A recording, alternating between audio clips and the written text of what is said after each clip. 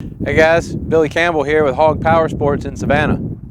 Today we've got the Viper 150s. These are distributed from Ricky Power Sports and are really just a phenomenal option when looking for something inexpensive in a dirt bike.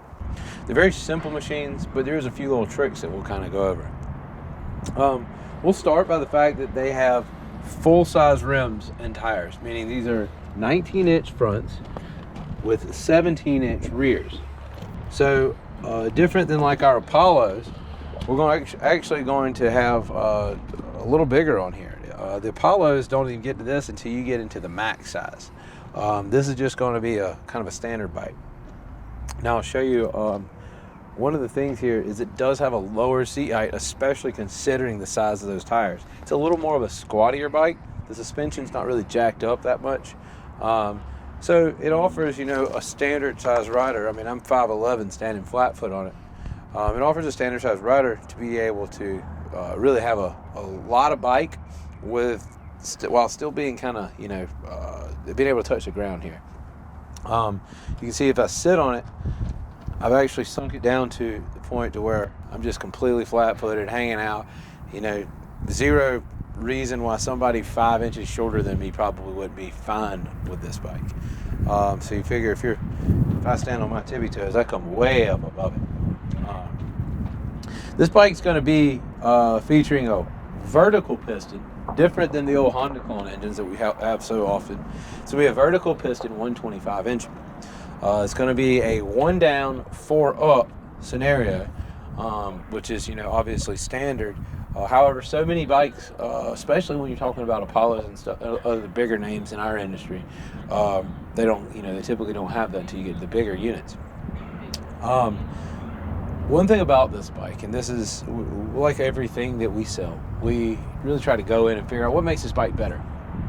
You get this bike, you open it up, you put it together, and then you go to crank it up, and it's just kick after kick after kick.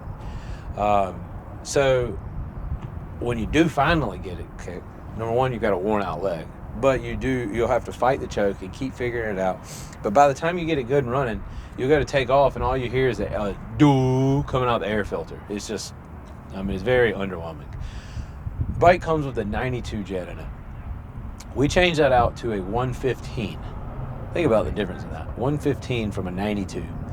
It fires up on the first kick almost every single time after you do that, and just wakens the bike up. It is absolutely awesome after that. It's really it's what, $1 for a jet. So $1 plus your time makes this bike a solid bike. So that's our little trick for this one. Otherwise, you would be very disappointed once you bought it. Another thing that you might want to do whenever you get this bike, and we typically do here, but we've left this one this way. See how your clutch lever actually extends out past your grip there?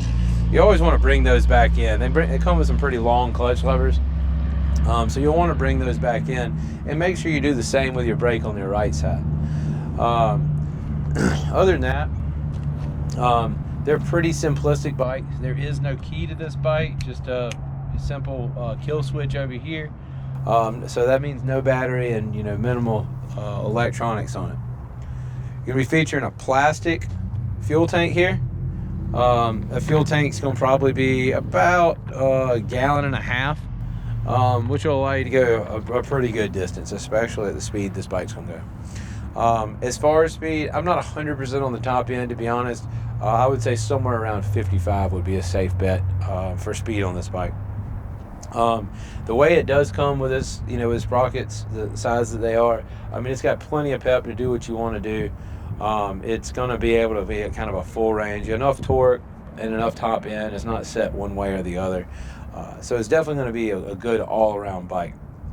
For the price point of these bikes, I think this is one of the best options that you can get. You can probably find this thing from your local dealer, like we sell it here. 6-month in-house warranty comes standard with it for about $1,500.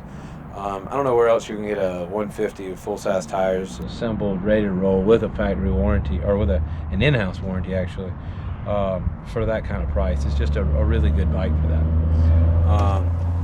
Comes in a few colors. Comes in the blue, the black, the red, and also a green.